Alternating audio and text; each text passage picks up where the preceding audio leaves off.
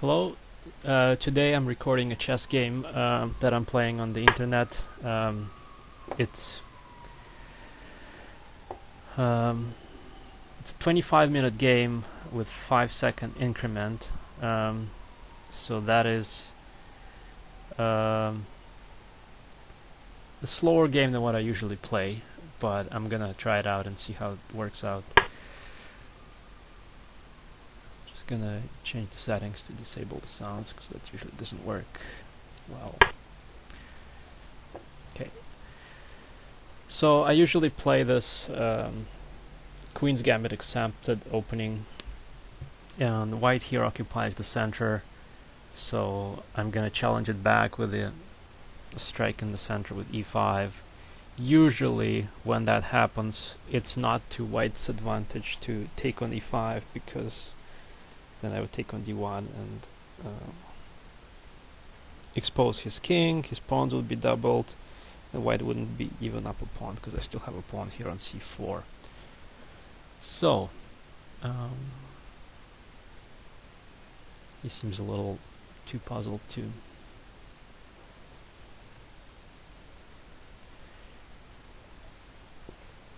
play back the response immediately. He goes d5, and that is not the most usual move from what I remember. I'm just gonna try to remember what the correct response here is. And I think the correct response is to first attack the e4 pawn with a knight, and then well, depending on how white defends it, black should be able to play pawn to c6 and then possibly even pawn to b5. Yeah, so c6. Now if he takes, well, recaptures back the pawn, and I can go b5 and b4 and take this pawn. He also has bishop g5, but I don't think this works terribly well here. So we'll see how this materializes. It's really up to him here to choose between bishop c4 and and bishop to g5. I don't think there's any other really terribly helpful move. Although knight to f3 is worth a consideration. Okay, so he goes for this common idea. And in theory, black wins a pawn here because he's got a capture on e4. But he really has to be very careful, because black's going to be a little bit behind in development. And hopefully it's going to take him some time to figure out that he's actually losing a pawn. And that would give me a bit of a clock advantage as well. Although with 25 minutes per game, it's of course not really a terribly big issue yet.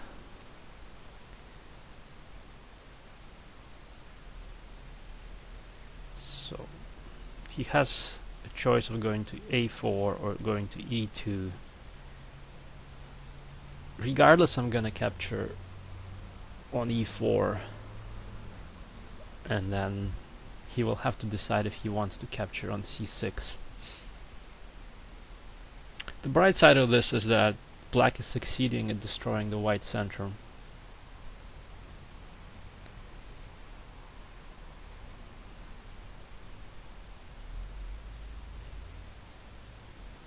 Yeah, so it really has to choose between the two moves. I'm not really sure what is the best option here, a4 or e2. A4 seems a little bit more logical, because then he would at least be covering up the c5 square, so I would not be able to put the bishop here. On the other hand, on a4, the knight would be blocking his own bishop, so he would not be able to play bishop a4, which seems like a plausible option here at some point. He really doesn't have any other choice other than to move the knight, so there's really nothing else feasible that he could do. I don't think there's a move like knight to f3, or I don't think there's any other tactical opportunity here, so he really has to do this. There's capture on c6. Yeah, okay, so he went away with the knight. I don't really think I have much of a choice here either, other than taking on e4. But it is looking good. So I've played this before, I think, unless I'm confusing with something. So really no reason to not capture. The knight comes out to the center with, you know, it being more active now as well, so that's looking good. He can play queen c2 and hit me both here and there on e4 and on c6. I'm not really too worried about that. I can go knight to c5, hit back his bishop. Doesn't really seem to be a big issue. One thing I of course need to watch out is capturing on d5, because then this bishop would come and that would cause me a lot of grief. That's not something I want to allow. At the moment I'm probably planning to play bishop to c5 as soon as possible and just getting pressure against his f2 and getting my king out of the center as quickly as possible as well. The downside of bishop c5 of course is that later it may hang there if he goes queen to c2, so we'll have to see how it pans out. That would really hang my pieces a little bit as well. So it can get really tactical here, so I need to watch out for things. Knight to f3 at the moment seems like the most logical choice as well. If he goes knight to f3, I can go quickly bishop c5, attacking on f2. So knight here, bishop there, and then, then he would castle. And then I would have to, or he can play queen c2, that's interesting. Not entirely clear what goes on there. But I will basically have to play queen to b6 probably pretty quickly just to get my things up and running. e5 would hang in some of those lines, but I think I might be okay with that for the sake of quick mobilization of pieces. Well, while he's thinking, I'll grab a cup of tea and be back in about 30 seconds.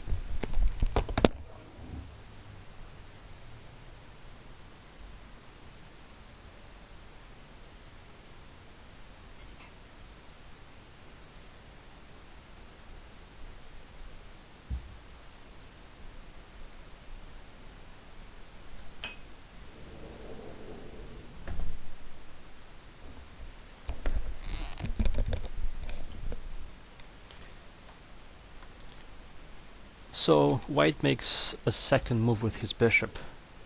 I am not very impressed by this, because what is really the threat here? Is the threat really to capture on c6 anything? Assuming the threat is to capture on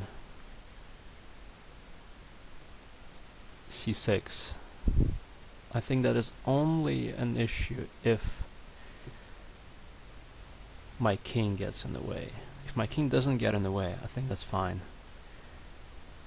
So the most tempting move is bishop to c5. A queen b6 is an alternative as well. So that then against bishop e3 I could actually play bishop c5, and that in that situation and probably be okay as well, because I'd still be always pressuring f2. So choices are bishop c5 or queen b6. The issue with bishop to c5 is that it would hang my pieces a little bit too much. So I would not want to witness something like bishop c5. It's like queen c2. It really has to be considered, because then I don't like the fact that I could take on f2 but drop all kinds of but allow him to drop all kinds of bombs against c6. So the quick calculation should show whether it works or not. Bishop c5, queen c2, bishop takes on c2, on f2, king f1. My pieces are hanging. I don't like this. it's not as safe as I wished it was.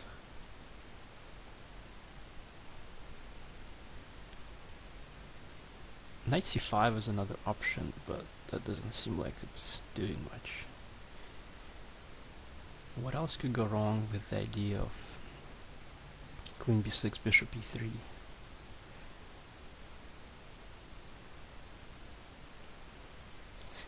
What I also don't like about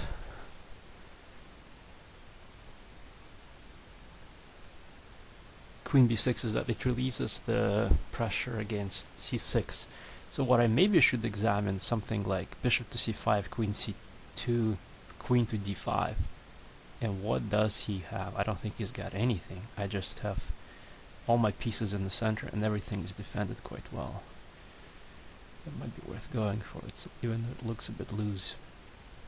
So if that works, if I actually can play bishop c5, then I shouldn't really have any reasons to oppose that. It's also a very natural move, right? Yeah, if I can get away out of the center really quickly with bishop c5. Does he have any other options? So bishop c5, pawn takes. Seems silly. I can then take on d2. Yeah,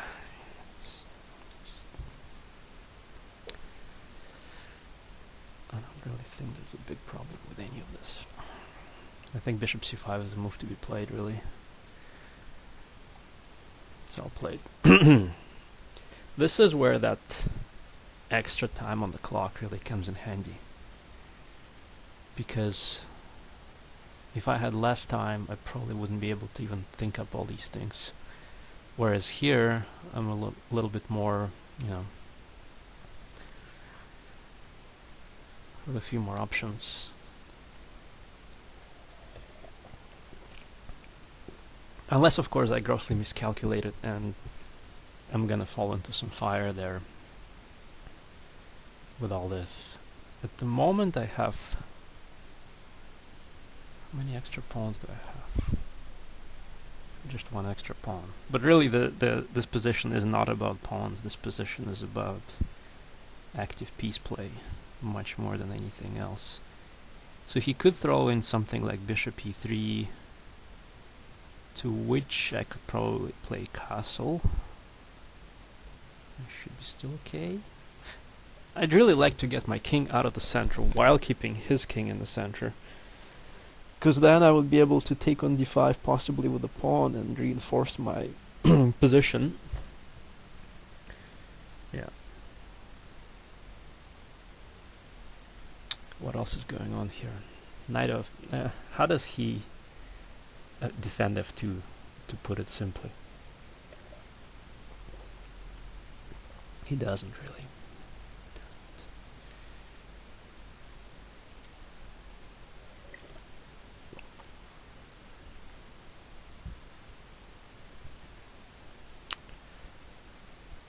Well, gives me time for another cup of tea.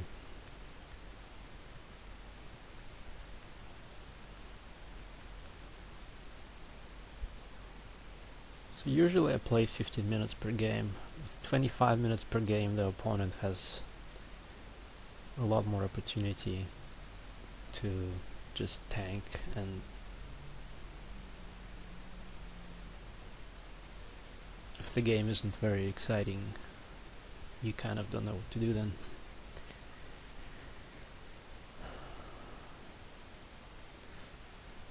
So to consider the candidate moves for white, it's really queen c2, which I think fails to to queen d5. There's also knight f3, to which I can really choose how I capture on f2.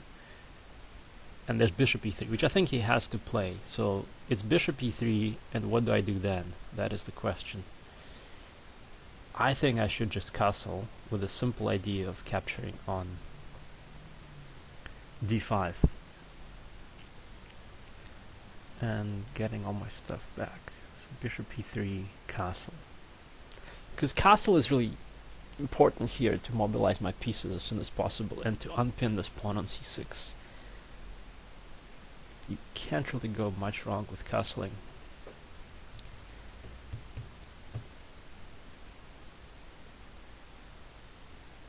Another idea that might be interesting against queen c2 is some kind of queen a5 and b3, but that doesn't really do much here.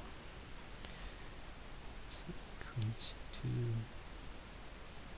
Yeah, queen c2, queen a5 is not really much of an option, but it's an idea.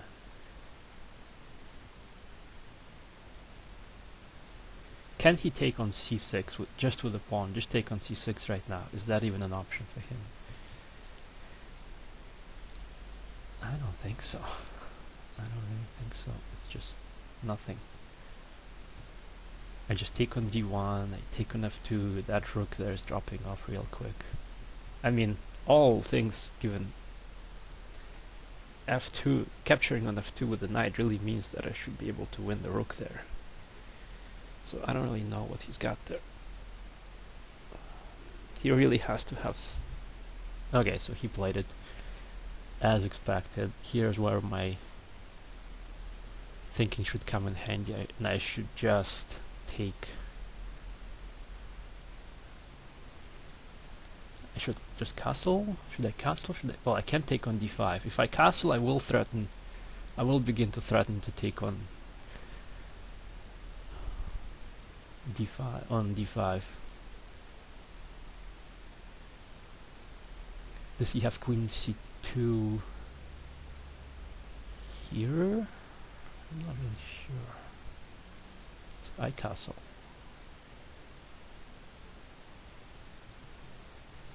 I castle, he plays queen c2. What do I have then?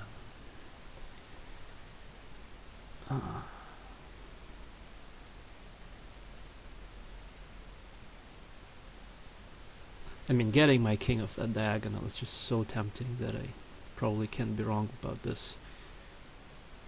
Taking on e3 first is the only other idea that I could think of. Just to expose his king, just to take away some other options from him. The thing about this is that, yeah, and it would probably force him to. Yeah, because if I go queen c2, he then, if I castle and he can play queen c2, and against bishop e3 he could then conceivably take on e4 and leave me with the bishop hanging on f2, well, on e3.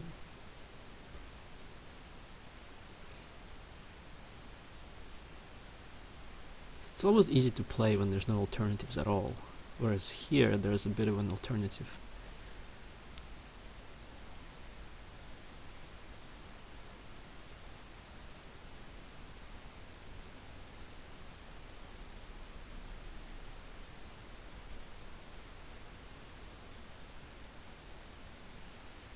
It seems pretty... What can be wrong with taking on e3 and then castling? That would take away his options for sure. Do I give him any extra options? That is the question. I think I do give him some ideas here by playing it that way.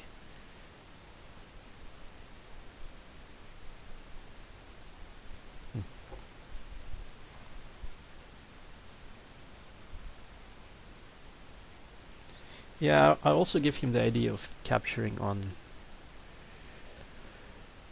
c5 and then capturing on c6, whereas if I take immediately he wouldn't even have that kind of option. So take on e3, pawn takes on d6. I think I'll just take here.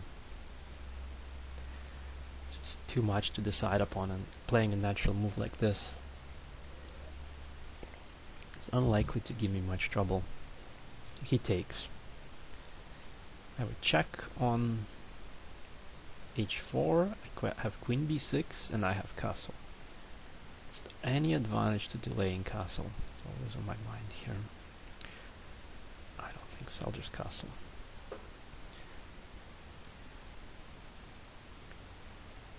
So now against many of his moves I could probably just play queen to h4. I'm still up a pawn. That's not insignificant. And against many of his tricks, like against many of his moves like this one, I can either taking on d1 seems to serve me very little.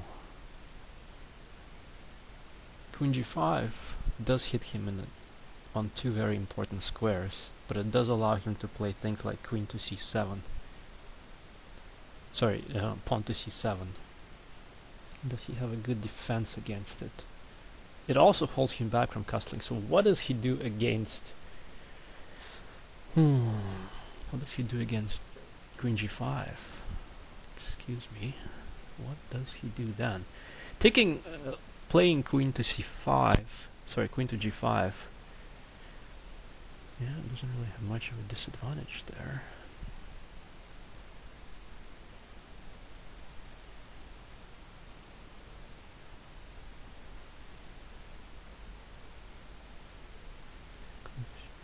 Pawn to c7 should be okay. Something like g3 would just look terrible. How does he defend against king to f1? Maybe king to f1 I take on e3, so I am very tempted to play this. Queen to d5. What can he do? I'm just gonna play this. See what does he do here. It's not really as much greed here as playing dynamically, however you want to call it. He does have something I had not seen, which is knight g3. Now I start to dislike it. No, knight to g3 I just take, and I take with the queen. Really, it's just exposing his king in some fun ways. I don't really see any downside to that. Queen to d5, I do have queen to g2, or I do have queen to e3. Really be my guest and pick here. Both options seem very nice. I mean, rook d8 isn't really my top move here, but it could be playable at some point.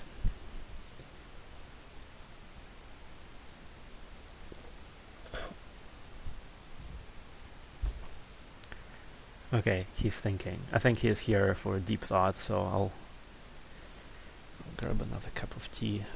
Just before I go for my tea, it does seem like he could play something like knight to f3 and then rook to f1.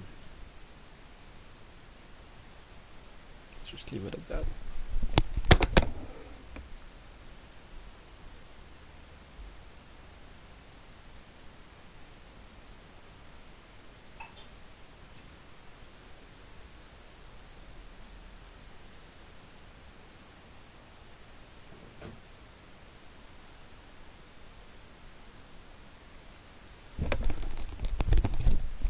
So, thinking about this again, I don't really see any alternative for him to knight to f3. Just getting his pieces out, right? It's like knight f3 and then rook to f1. Yeah.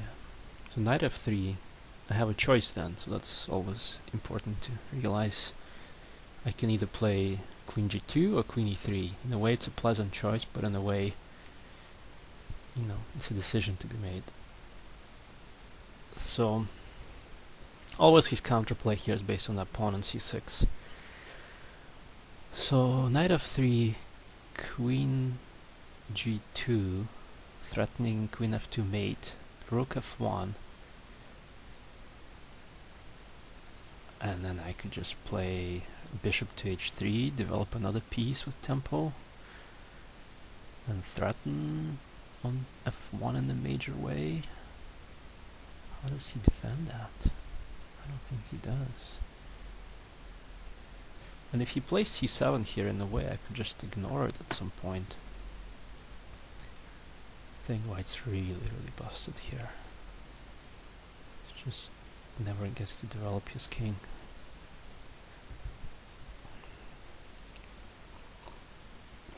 And I could be all wrong here, of course.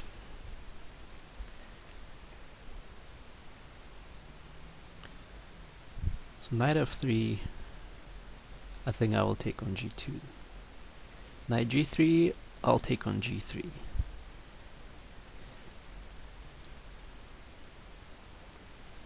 Queen to d5,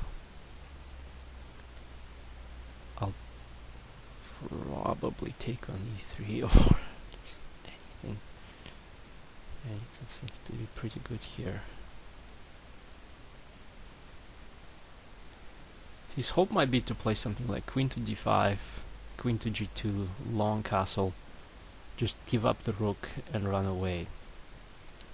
So from that point of view, queen to d5, queen to e3,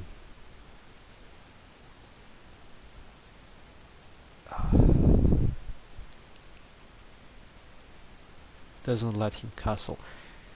In a practical game, really, if I was playing here, I would just let him make up his mind, because he's got so many options and none of them seem any good. The other one I see just now is bishop to c2. I think it's terrible as well. I think it's pretty terrible. Bishop to c2. Just take on g2. Be done with it. That rook is so trapped there. I don't see how at any point he'd be able to compensate for it in any way. He takes on e4, I take on e4, and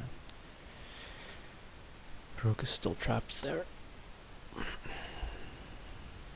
mean, he might even resign here for what it's worth.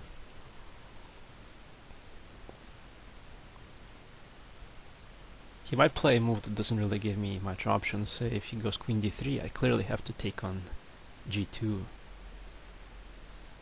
as well. The downside of his position is that in some lines, if say he gives up the knight here and the pawn here, there would be a move like bishop to a6, attacking him on that diagonal. To his credit, White's taking his time and realizing that he's in really big trouble. That he does realize, I guess.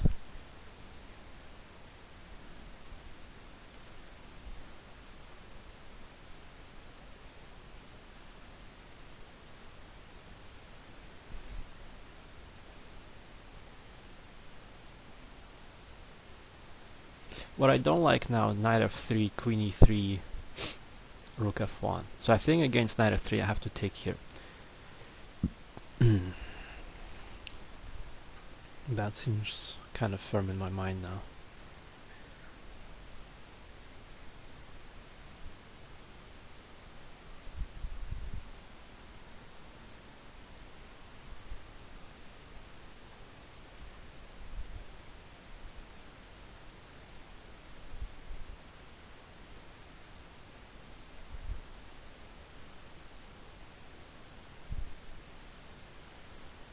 Trouble with positions like this is that letting the opponent off the hook would then feel really painful.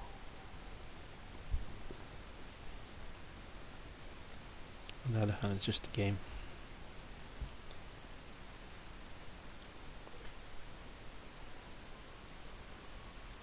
It might be worth for me to just stop talking here and, in a practical game, just wait for the opponent to make a move.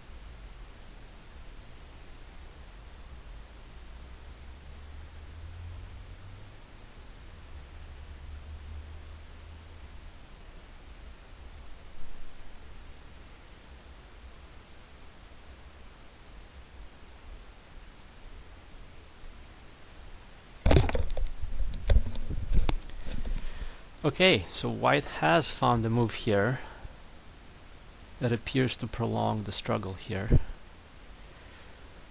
I did not see this move at all. The downside of this move is that... Okay, so he does two things with this move. He prepares the evacuation of the white king. He hits my b4 pawn, and at the same time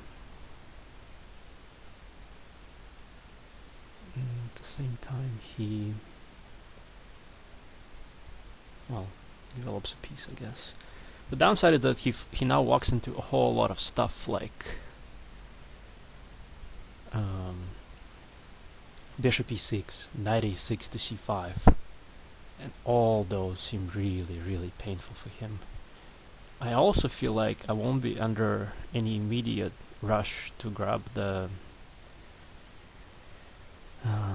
rook, but it's pretty clear his intention is to play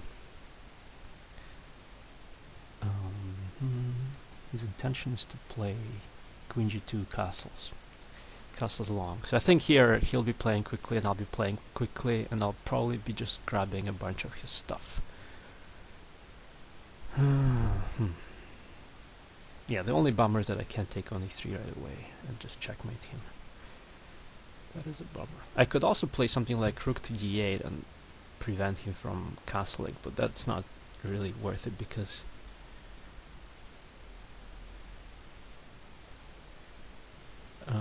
well, and he plays c7. What do I do then? Doesn't seem like a good trade-off. The upside is that he will never be able to get his knight from g1 either without dropping one of the knights, so that's looking good. My priority here will be to develop the knight from b6 and go with that. So I don't think there's any terrible trap I need to watch out for, so I'll just take here. Let's see what he's got against that.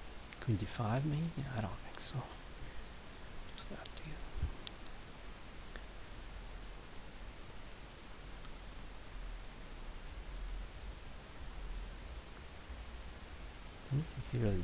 I don't think he's gonna play anything like queen to b4. That just seems deadly. Yep.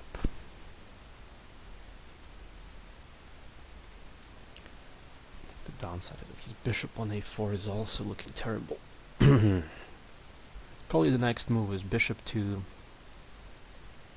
e6. And then if the queen takes, I then take on b5. Sorry, I then take on. I then go knight to b6 just to get all my pieces out, and I take the rook at the most opportune moment, so to speak. So the downside of bishop to e6 is that that does reduce my options as far as taking the knight on e2, but I think I should just get the pieces out here.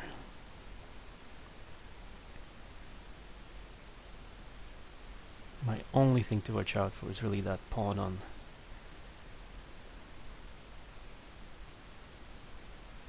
c6, but I'm not too worried about that. Oh, he's not taking it. Interesting. He's not taking it.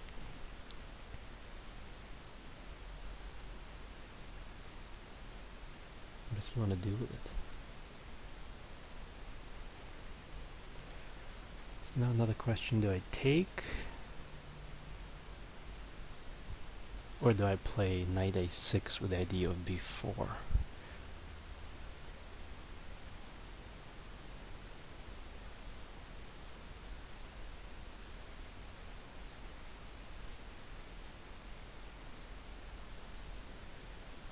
Oh, I think his other idea is here to move the knight, the e2 knight, and just... Oh, I think he wants to play knight e2. I really have to watch out. Sorry, knight to g3. I really have to watch out for that, because that would both defend the rook on h1 and offer the exchange of queens. So I think he really found here something, but let's see if that's really an issue. I don't really think it's an issue because, I mean, in a way I could then take on c2 and play knight f2 and trap the whole rook thing. So that would be an exchange. Whereas now I have an option to take the full rook.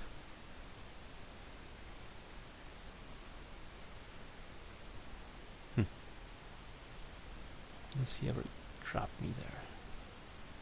I think he really does. Well, I'll play the most natural move and just take the rook. I'm up a full rook.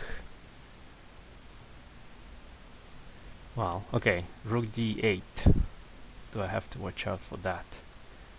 Rook d8 takes pawn to c7, move the rook away. I don't think he's got anything either. Yeah, I'll just take it.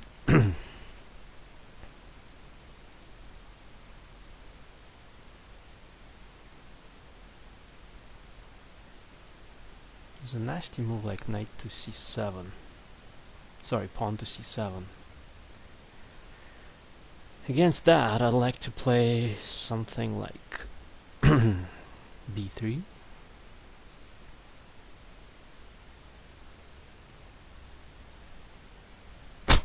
Did I just trap my queen? No, I did not trap my queen. I can just take that.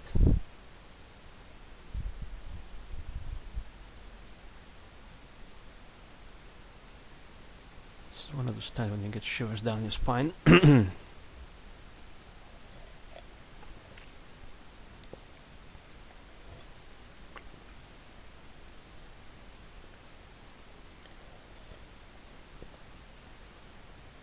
But I would be almost trapped here if I could not take that.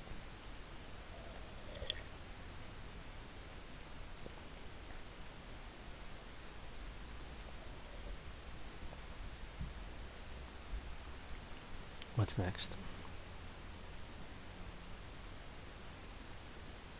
What I'd like to do here is to play pawn to b3 and just take that pawn on c6 and be done with it. That would be ideal. If he doesn't let me do that.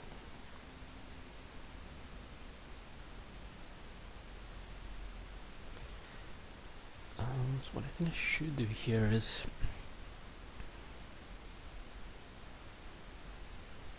so I could go back with my queen to b7 and be done with it that way. I could also play pawn to b3, so I do have some options here. Pawn to b3, the thing is, then he gets some move. He moves the queen. There's really no danger of... Oh, there is a danger of pawn to c6. The danger of pawn to... Sorry, pawn to c8. And then...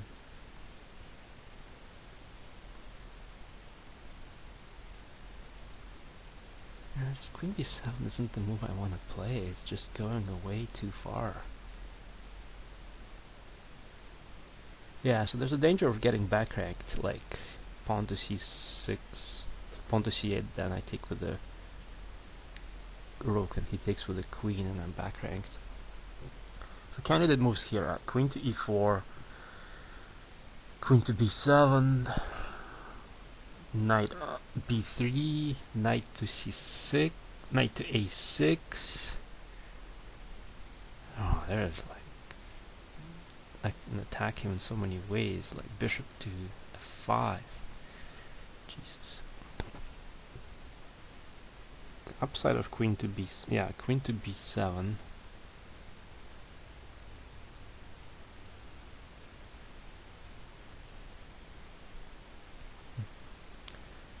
With queen to b7, I would then be able to play something like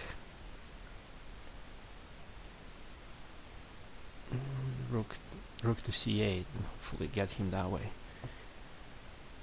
Do I have time? Do I have time to throw in pawn to b3? I think I do, because at this point I'm up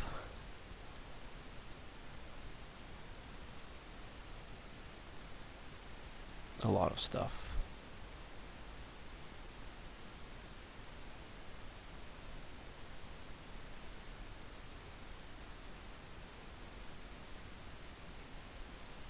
Yeah, just up so much stuff.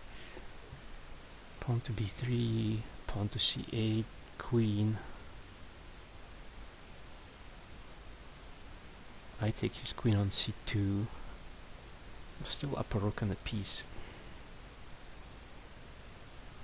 But then he goes rook d8.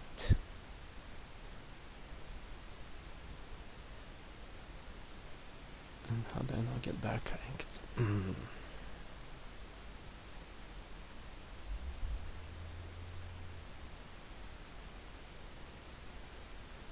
Interesting. Really tempted to play pawn to b3. Queen b7 seems safest, but I'll just play pawn to b3 and surprise him. Or he'll surprise me.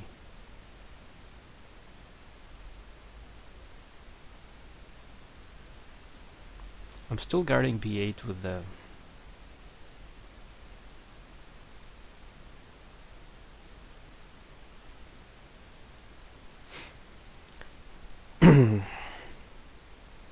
with a rook. I'm guarding. Okay, so he took.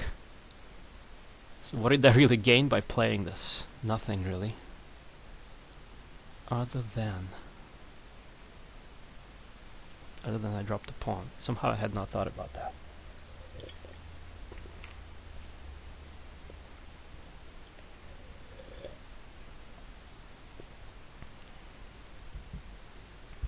I spent all this time calculating all this, and that leaves me just, well, it leaves me in a slightly better place as far as moves. Definitely have less time on the clock now.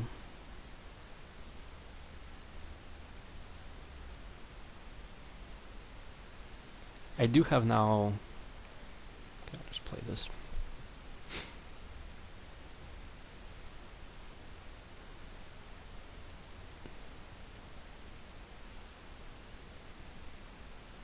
Yeah, the upside of this is that now I have ideas of bishop to b3 in some lines.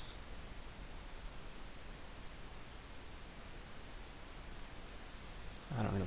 Now I can chop on b3 with tempo in some lines as well. Yeah, I think it's really tactical, but I'm playing with an extra piece and an extra rook, and he doesn't really have any time to get enough material back. So, and at this point, I think the pawn on b6 is neutral, on c7 is neutralized, so he doesn't really have any counterplay. c8 ideas are kind of ruled out, so I think I played it the safest way possible.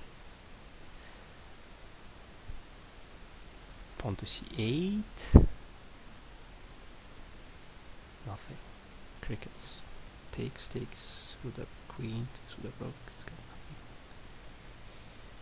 Yeah.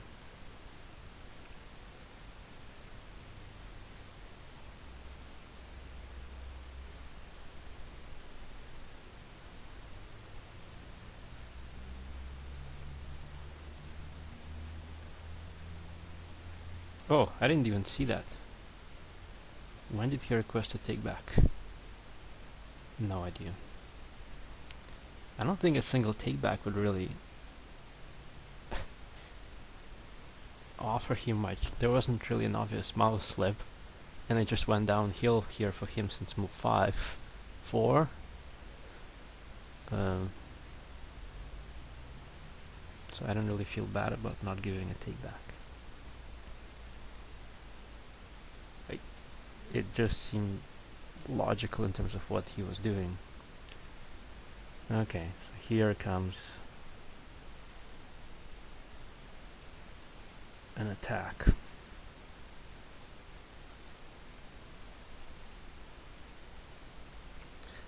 What was the downside of me having played the way I did with the queen leaving? So now I don't have a check on g2, sorry, on g1. So I think knight a6 looks safe. Unless I'm blundering here again. The upside of that is it's also covering me from checks, like connects the rooks. What can go wrong with that?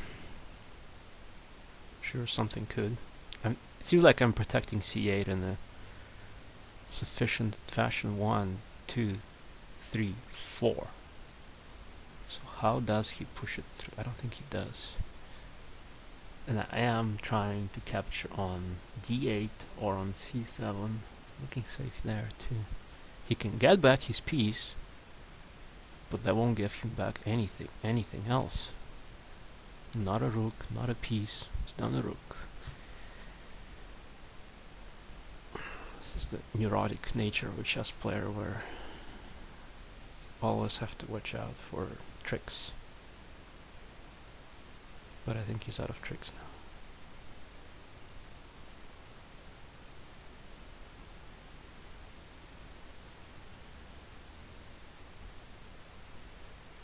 That.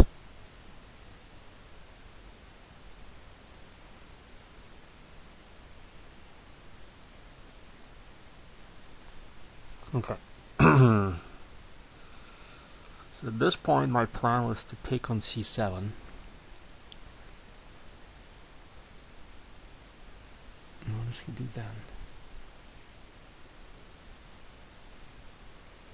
If I don't come out of this upper piece, I'll be very devastated. I think I should just take on c6, on c7. I'm not seeing check from him. Everything's guarded, so he will take on d8. If he takes on a8, I take on... Yeah, should be a good piece here.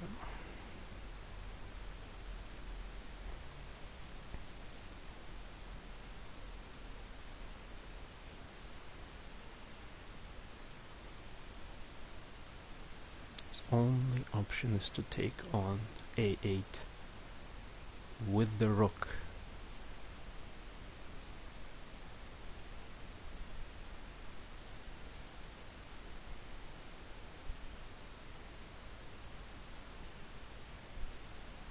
Take back.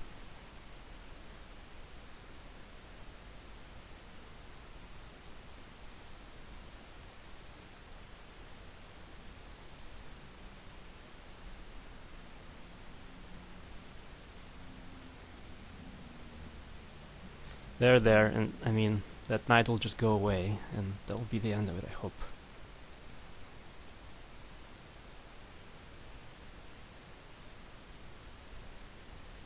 Unless I do something particularly stupid.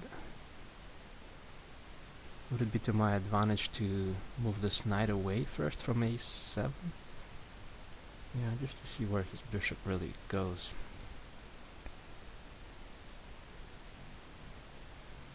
Can he move a bishop so that my knight can't come out? That would be silly. Yeah, so he doesn't even have a pawn for a piece, really. He doesn't have any time. So while he managed to get the rook back, I don't think he really managed to keep a playable position out of this.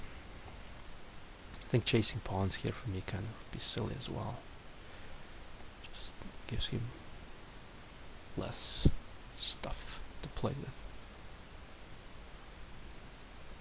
That's it.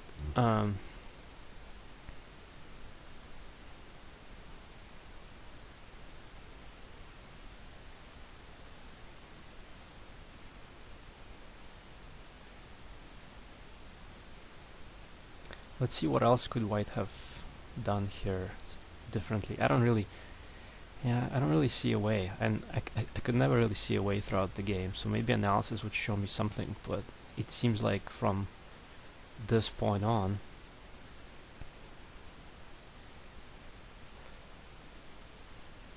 like, bishop to a4 seems awfully suspicious. Awfully suspicious because he's moving the same piece twice and just ignoring it. I think after bishop a4 it just really goes downhill, and maybe computer can save it for him, but not really in the practical game. So that's that. Hope you enjoyed watching this game. It was tactical, complicated, but it really kind of went downhill after white's mistakes in the opening, in my opinion.